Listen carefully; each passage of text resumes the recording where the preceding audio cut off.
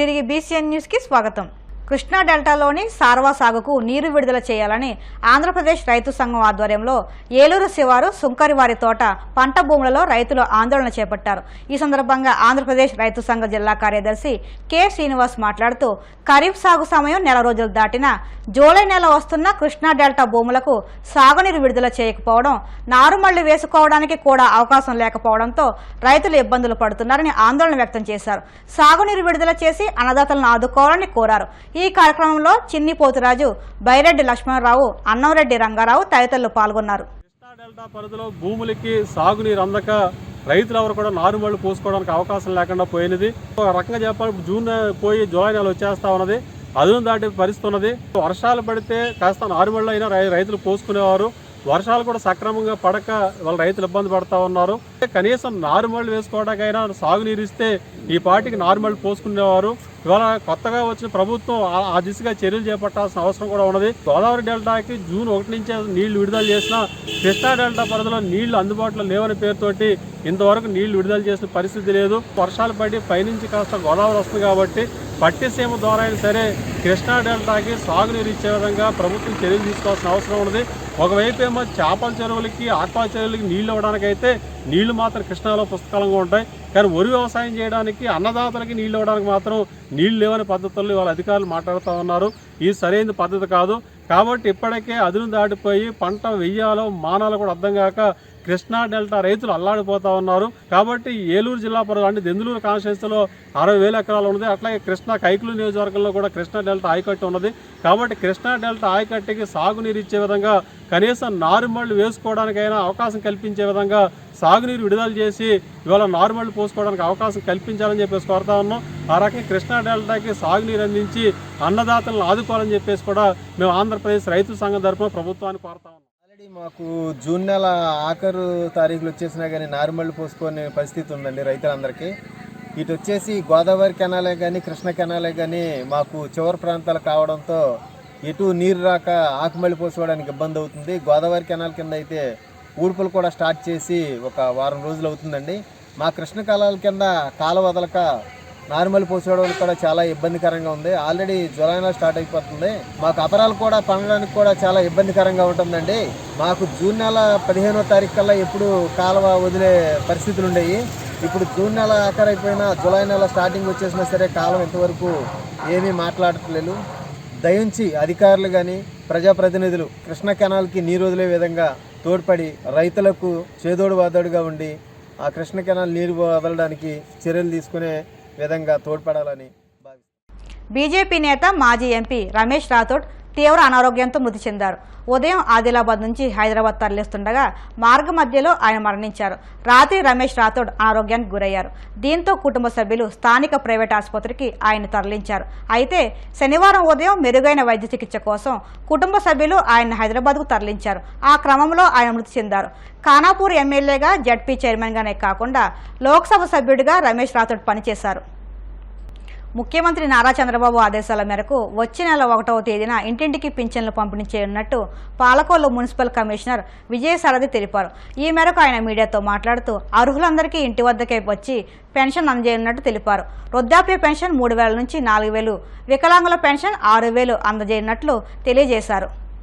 శ్రీ నారా చంద్రబాబు నాయుడు గారు ఎలక్షన్లో ఏదైతే వాగ్దానం చేశారో దాన్ని నెరవేర్చడంలో 5 సంతకాల్లో భాగంగా మొట్టమొదటి సంతకం డిఎస్సి 2 ఈ పెన్షన్ దాని మీద సంతకాలు చేయటం జరిగింది. దానిలో భాగంగా గౌరవ ముఖ్యమంత్రి గారు ఇచ్చిన హామీ మేరకు ఈ 1వ తారీఖునే సామాజిక భద్రతా పెన్షన్లు 3,000 నుంచి 4,000కు పెంచి, వికలాంగులు ఎవరైతే ఉన్నారో వాళ్ళకి 6,000 చేసి జూలై 1 తారీఖునే వారికి ఇంటి వద్ద అందియాలనే కృత నిశ్చయంతో అందరూ సచివాలయ సిబ్బంది కానీ, ఆఫీస్ సిబ్బంది కానీ అందరూ కూడా ఒక్కొక్క ఎంప్లాయీకి 50 మంది పెన్షనర్స్ని మ్యాపింగ్ చేసుకుని ఈజీగా త్వరితగతిన ఈ పెన్షన్లు డిస్ట్రిబ్యూషన్ చేయటానికి అనువుగా 1 తారీఖునే 100% పెన్షన్లు డిస్ట్రిబ్యూట్ చేయవలసిందిగా గౌరవ ముఖ్యమంత్రి వర్యులు ఆదేశాలు జారీ చేయడం జరిగింది. దానిలో భాగంగా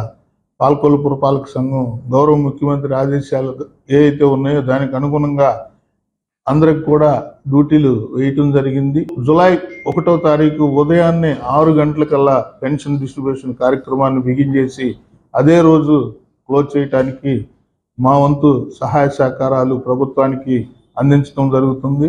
దీనిలో భాగంగా గౌరవ మంత్రివర్యులు నిమ్మల రామానాయుడు గారు కూడా పోలవరం తదితర కార్యక్రమాల్లో ఆయన బిజీగా ఉన్నప్పుడు కూడా అన్నిత్యము పెన్షన్ల విషయమై ప్రభుత్వ ఆదేశాల ప్రకారం మీరు అందరూ నడుచుకుంటున్నారా లేదా, ఏం జరుగుతుందని ప్రతినిత్యము మానిటర్ చేస్తూ మమ్మల్ని ముందుండి మమ్మల్ని నడిపించడానికి ఆయనకి కూడా పాలకొల్లు పురపాలక సంఘం తరపున హృదయపూర్వక ధన్యవాదాలు తెలియజేసుకుంటున్నాను. దీనిలో భాగంగా మన గౌరవ ముఖ్యమంత్రి గారు నారా చంద్రబాబు నాయుడు గారు దీంతో పెన్షన్ డిస్ట్రిబ్యూషన్తో పాటు పెన్షన్ గురించి మీ అందరికీ కూడా ఒక పాంప్లెట్ పంపించడం జరుగుతుంది. మీ పెన్షన్ డిస్ట్రిబ్యూషన్ ఆఫీసర్లు ఎవరైతే ఉన్నారో వాళ్ళందరూ కూడా మీకు ఈ పాంప్లెట్ కూడా అందజేయడం జరుగుతుంది. ఈ సామాజిక భద్రతా పెన్షన్లకి, ఈ సామాజిక పింఛన్ విధానానికి ఆద్యుడైన స్వర్గీయ మన అన్న నందమూరి తారక రామారావు గారి పేరుని పెట్టి ఈ అందరికీ కూడా ఈ పెన్షన్ డిస్ట్రిబ్యూషన్ కార్యక్రమం జూలై 1వ తారీఖున డిస్బర్స్మెంట్ చేయటం జరుగుతుంది. కాబట్టి ప్రజలందరూ కూడా మాతో సహకరించి ఈ కార్యక్రమం అన్నింటినీ జయప్రదం చేయవలసిందిగా కోరుకుంటున్నాను.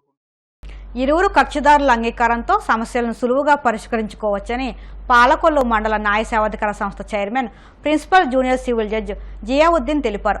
ప్రతి ఒక్కరికి న్యాయం అందించాలనే ఉద్దేశంతో లోక్ అదాలత్లను ఏర్పాటు చేసి పరిష్కరించదగిన కేసులను పరిశీలిస్తున్నట్టు తెలిపారు. విలువైన కాలాన్ని సొమ్ము వృధా కాకుండా లోక్ అదాలత్ ద్వారా రాజీ చేసుకోదగిన కేసులను పరిష్కరిస్తున్నట్టు పేర్కొన్నారు. ఈ కార్యక్రమంలో member Jakkamsetti Venkateswara Rao, general secretary Vedala Nagaraju, APP Jayasindhu, rural SI Ram Kumar, పలువురు సీనియర్ జూనియర్ న్యాయవాదులు, న్యాయశాఖ సిబ్బంది పాల్గొన్నారు. లోక్ అదాలత్ అంటే యాక్చువల్గా మనం కేసులు వేస్తే పార్టీ విన్ అయితే ఇంకో పార్టీ ఓడిపోవడం అనేది జరుగుతుంది. కానీ లోక్ అదాలత్ అంటే అట్లా కాదు, ఇరు పార్టీలు గెలిచినట్టే, అంటే విన్ విన్ ఛాన్సెస్, అంటే ఒకటి ఓడిపోవడం ఒకటి గెలవడం అనేది ఇద్దరు గెలిచినట్టే అవుతుంది. మన కేసులో చూసుకున్నట్టు కాకుండా ఇక్కడ లోక్ అదాలత్తో మనకి ఏంటంటే ఇంకొకటి సమయాభావం, అంటే సమయం తొందరగా అయిపోతుంది. మనకి కేసులు అయితే ఒక 2 years 3 years అంటే దీన్ని బట్టి మనకు టైం టేకన్.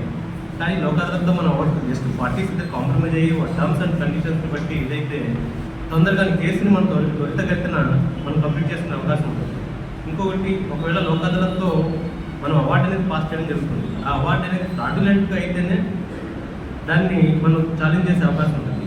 ఇంకా లేకపోతే ఫ్రాడ్యులెంట్ కాదు, ఇరు పార్టీలు కుదుర్చుకున్న ఒప్పందం ప్రకారం ఆ అవార్డు పాస్ అయితే అదే ఆ అవార్డే ఫైనల్గా పడుతుంది.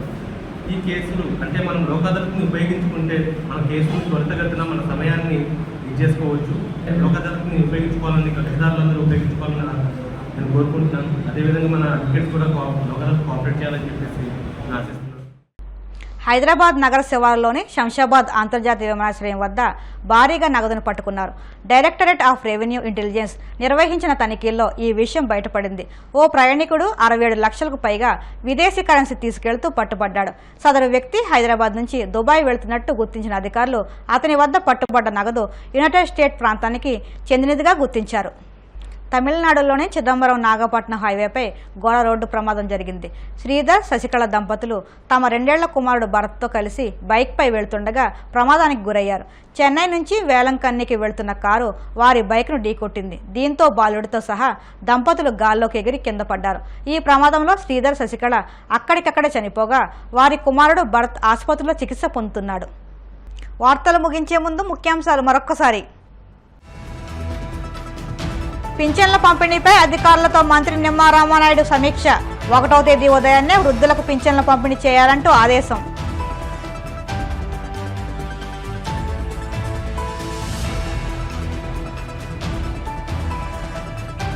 మహిళా హత్య కేసును ఛేదించిన కారంపూడి పోలీసులు. సిబ్బందిని అభినందించిన ఎస్పీ మల్లికా గార్గ్.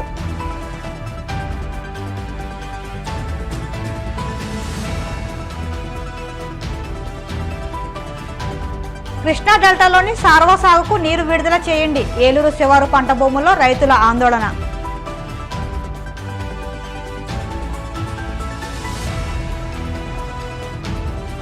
ఒకటో తేదీన అర్హులందరికీ ఇంటికే వెళ్లి పింఛన్లు అందజేస్తాం స్పష్టం చేసిన పాలకొల్లు మున్సిపల్ కమిషనర్ విజయసారథి. ఈ వార్తలు ఇంతటితో సమాప్తం. మరిన్ని వార్తల కోసం BCN digital YouTube channel, Facebook పేజీని ఫాలో అవ్వండి. అప్డేట్ వార్తల కోసం ప్లీజ్ సబ్స్క్రైబ్.